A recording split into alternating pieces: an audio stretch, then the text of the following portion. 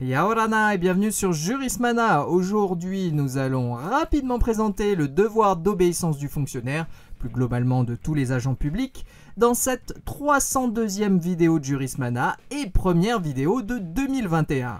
Une jurisprudence constante rappelle que l'obéissance est imposée à tout agent public. Cette obéissance découle du principe de hiérarchie dans l'administration.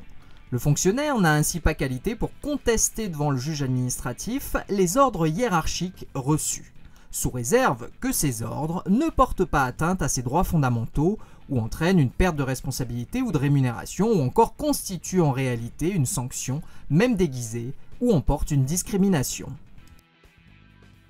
Par ailleurs, l'agent public peut être sanctionné par une mesure disciplinaire s'il n'obéit pas aux ordres d'un supérieur hiérarchique direct ou indirect.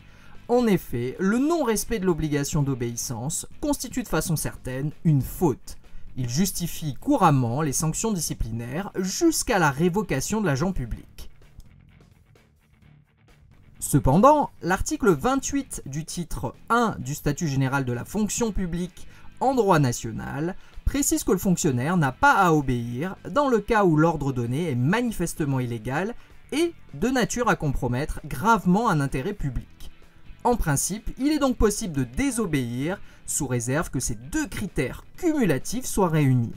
Il faut noter que peu nombreux sont les arrêts qui admettent que la seconde condition est établie. En Polynésie française, les dispositions sont relativement similaires. Ainsi, l'article 14 de la délibération numéro 95-215 AT du 14 décembre 1995, modifié, portant statut général de la fonction publique du territoire de la Polynésie française, dispose que, et je cite, « Tout fonctionnaire, quel que soit son rang dans la hiérarchie, est responsable de l'exécution des tâches qui lui sont confiées. Il doit se conformer aux instructions de son supérieur hiérarchique, sauf dans le cas où l'ordre donné est manifestement illégal et de nature à compromettre gravement un intérêt public. » Et voilà, nous en avons terminé avec cette présentation très rapide du devoir d'obéissance du fonctionnaire. J'en profite pour vous souhaiter une excellente année 2021. Merci à tous et à très bientôt sur Jurismana. Parheane!